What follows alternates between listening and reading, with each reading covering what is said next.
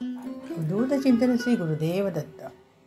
दिगंबरा दिगंबरा श्रीपाद वल्लभ दिगंबरा. आपण पाहत आहोत दत्तगुरूंच्या गोष्टी गुरुचरित्रावरून. आज आपण पाहणार आहोत अध्याय 49वा, अमरजा संगम आणि गाणगापूर क्षेत्राचे महत्त्व. श्री गणेशाय नमः. नामधारकाने सिद्धाला विचारले, हे मुनिवर, गाणगापूर क्षेत्राचे काय महात्म्य आहे? सिद्ध मुनी म्हणाले, एकदा दीपावलीमध्ये अश्विन मध्य चतुर्दशी श्री गुरु आपल्या शिष्यांना घेऊन अमरजा संगमावर गेले. सर्वांनी तिथे स्नान केलं. श्री गुरु म्हणाले, पूर्वी जालंधर दैत्याने देवाशी युद्ध करून इंद्राचे राज्य बळकावले. इंद्र शंकराला शरण गेला. तो म्हणाला, महादेवा, जालंधर व त्याच्या दैत्यसेनेने देवांची खूप हानी केली आहे. आम्ही त्यांना मारले तर त्यांच्या प्रत्येक रक्तबिंदूतून दैत्य उत्पन्न होतात.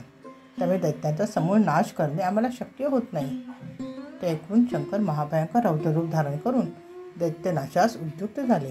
देवांचा वध झाल्यास त्यांना पुन्हा जिवंत करता यावे म्हणून त्यांनी अमृत मंत्राने भरलेला एक जलकुंभ इंद्राकडे दिला. शंकराने सुरगणांसह स्वारी करून जालंधराला पराभूत केले.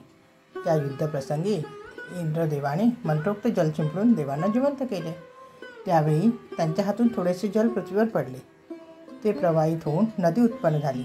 तीच संजीवनी नदी पुढे अमरजा म्हणून नावारूपाला आली. हा भीमा अमरजा संगम अत्यंत पवित्र आहे. येथे 8 तीर्थ आहे. येथे स्नान केल्याने प्रयाण संगमात स्नान केल्याचे पुण्य लागते. पर्वणी काळी स्नान केल्याने अनंतपट पुण्य लागते. येथे नित्य स्नान केल्याने सर्व पीडा व्याधी दोषांचे निवारण होऊन आयुरारोग्य आणि वैभव लाभते. अश्वत्थ वृक्षासमोर नदी तीरी मनोहर तीर्थ आहे. येथील अश्वत्थ हा कल्पवृक्षच आहे. जणू आम्ही येथे नित्य अनुष्ठान करतो. मनोहर तीर्थात स्नान करून अश्वत्थाला पाणी घालावे, वंदन करून प्रदक्षिणा घालावी. या सेवेने भाविकांचे मनोरथ पूर्ण होतात. येथील संगमेश्वराचे, नदीचे, चंडीचे दर्शन घेऊन सोमसूत्रास जावे. परत येऊन संगमेश्वराचे दर्शन घ्यावे. असे 3 वेळा केल्याने संतती आणि संपत्ती प्राप्त होते. संगमेश्वरापुढे अर्ध्या कोसावर नागेशी ग्रामी वाराणसी तीर्थ आहे. येथील एका भारद्वाज गोत्री ब्राह्मणाला शंकराने समीपता मुक्ती दिली होती. तो वेड्यासारखा भटकायचा. त्याला ईश्वर, पांडुरंगेश्वर असे 2 बंधू होते. ते काशी यात्रेला निघाले.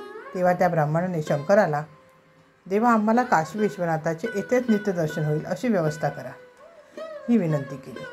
ते मान्य करून शंकरदेवांनी तेथेच मणिकर्णिका कुंड उत्पन्न केले. त्यातून विश्वेश्वर लिंग प्रकटले. अशा प्रकारे भीमा अमरजा संगमावर काशीप्रमाणेच मंदिर आणि कुंडाची उत्पत्ती झाली. श्रीगुरूंनी आपल्या शिष्यांना वाराणसी तीर्थावर नेले. तेथे स्नान करून सर्वजण पापविनाशी तीर्थावर आले. त्या ठिकाणी श्रीगुरूंची रत्नाई नावाची बहीण आली होती. तिला श्वेतकुष्ठ झाले होते. श्रीगुरूंनी तिला पापविनाशी तीर्थात स्नान करावयास सांगितले. त्यामुळे तिची पातके नष्ट होऊन 3 दिवसांनी ती पूर्णतः व्याधीमुक्त झाली. मग ती तेथेच झोपडी बांधून राहिली.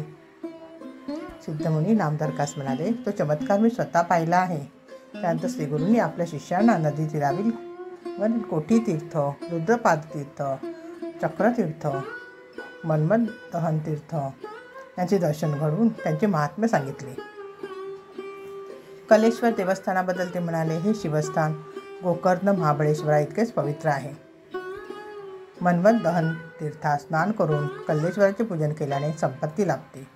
आषाढ आणि श्रावणात कल्लेश्वराला अभिषेक केल्याने व कार्तिकात दीप लावल्याने अनंतपट पुण्य मिळते. श्रीगुरूंच्या मुखातून अष्टतीर्थाचे महात्म्य ऐकून समस्त शिष्य कृतकृत्य झाले.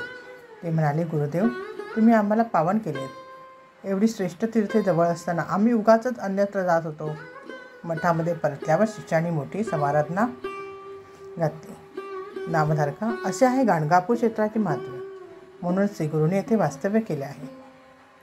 येथे आपला अध्याय 49वा समाप्त होते. आता पुढील कथा आपण पुढील अध्यायात पाहणार आहोत. धन्यवाद.